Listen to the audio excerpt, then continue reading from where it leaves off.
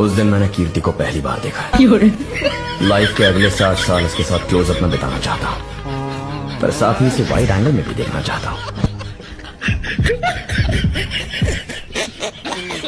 আজকে থেকে তোমার নাকি আমার নাকি ব্রেকআপ, আমারে ব্লক করে দাও। ফেসবুকে ব্লক করে দিলে কি হবো? কিয়ামতের দিন তো দেখা হবই। হ্যালো গাইস, কেমন আছেন সবাই? অস্থির বাঙালির আরো একটি এপিসোডে আপনাকে স্বাগতম। বরাবরের মতো আমি হাজির হয়েছি বাঙালিদের করা সবথেকে হাস্যকর কিছু ভিডিও নিয়ে। গাইস, যারা এই ভিডিওটা দেখে ভরপুর বিনোদন নিতে চান তারা আমার সাথেই থাকুন, কারণ আজকের ভিডিওটা খুবই ইন্টারেস্টিং হতে চলেছে।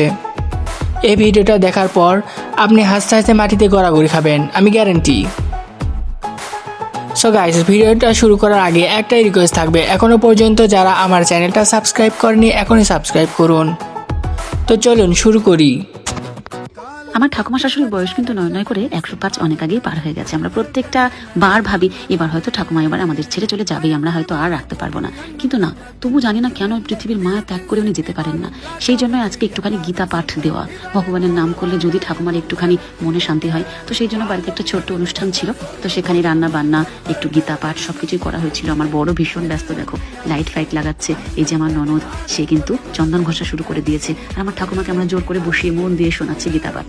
জানি না কতটুকু হবে, কিন্তু আমরা চাই উনি তাড়াতাড়ি আমাদের মায়া ত্যাগ করুক।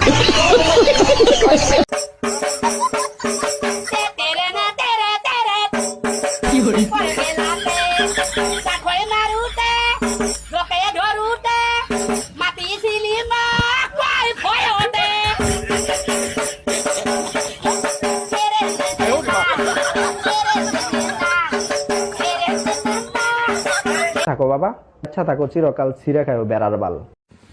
বন্ধুরা, আমি ভালো নেই, আমার ফেসবুকটা হ্যাং করে নিয়ে নেওয়া হয়েছে।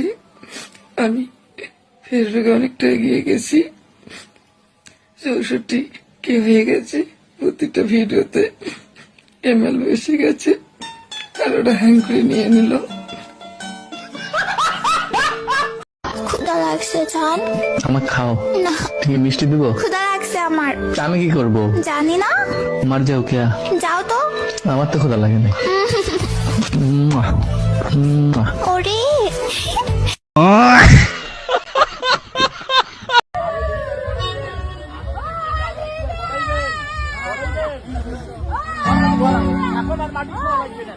रुको जरा, सबर करो।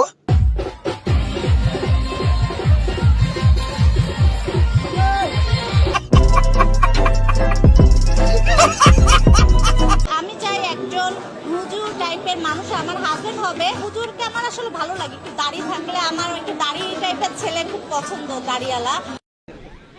तेरे लिए ही जिया मैं खुद को जोयू,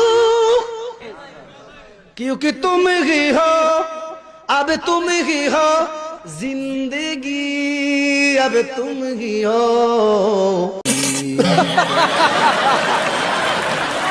কথা বলে নেওয়ার চেষ্টা করবো। যার নজরে এসেছিল গত রাত্রে বাঘটি, কি দেখেছিলেন আপনি প্রথমে? আমি দেখলাম, লাইট মারলাম, টর্চ মারলাম, তো দেখছি যে বাঘ। বাঘ দেখে আমি এক ভয় করে আতঙ্ক হয়ে আবার উঠলাম, উঠে ঘর খুললাম। বাঘকে বললাম, তুই এখানে কি করতে এসেছিস, কি খাবি, কোথায় থাকবি? তুই যেখান থেকে এসেছিস বাবা চলে যা। বাঘ আবার ঘুরে এসে আমার পিছে হামলা করতে লাগলো, করে আওয়াজ করে। আর আমি তখন লাঠি, আর ওই লাঠি আমি দাঁড়িয়ে ওকে বাঘ কেটে দাঁড়িয়ে আসি।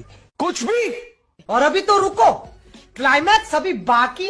বাঘ আমার কাছে 40 মিনিট ধরেছিল, বাঘ আমার কাছে 40 মিনিট ধরেছিল। সিলেট জেলা যুবদলের নবনির্বাচিত সাধারণ সম্পাদক, গর্ভমায়ের গর্ভবতী সন্তান, আমার শ্রদ্ধাভাজন বড় ভাই মকসুদ আহমদ সাহেব।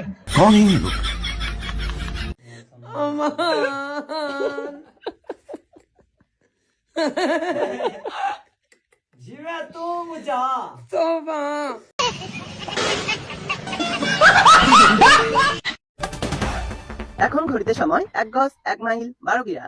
আমি খবর পড়ছি ফুল হাসনা, দিল তুলনা, মালেকা মালতী, আয়শা আকবরী বেগম। খবরটি প্রচারিত হচ্ছে কাতলা বাজার, দাউদপুর, ব্যাপারীপাড়া, হলদিবাড়ি গুতাগুতি সেন্টার থেকে। একের পয়লা যেটা কমো সেটা হলো শিরোনাম। হায় আল্লাহ মোবারক মাগে মাল্ল ভাতারো, প্রেমের জন্য চাদত কিন্ন জমি, চবদুলের বউ হারালো ঘরত তিনি। গতকাল বিকাল 32টার সময় রেল স্টেশনের দক্ষিণ ধারে উকুনতলাকে কেন্দ্র করে কুসুমের মা আর বিলকিসের মায়ের মধ্যে বিরাট হুড়াহুড়ি সংঘটিত হয়। একসময় ওদের মধ্যে মারামারি সংঘটিত হয়। এই না দেখে বিলকিসের বাপ তাদের মারামারি হুড়াহুড়ি ছাড়াছাড়ি চেষ্টা করে। এরই মধ্যে বিলকিসের মা কষে চোখ বন্ধ করে এক চর মারে, সেই চর যায় লাগে তার ভাতারের গালত। তাতে তিনি সারা পারে শুরু যে হায় আল্লাহ মোবারক মাগে মাল্ল ভাতারো।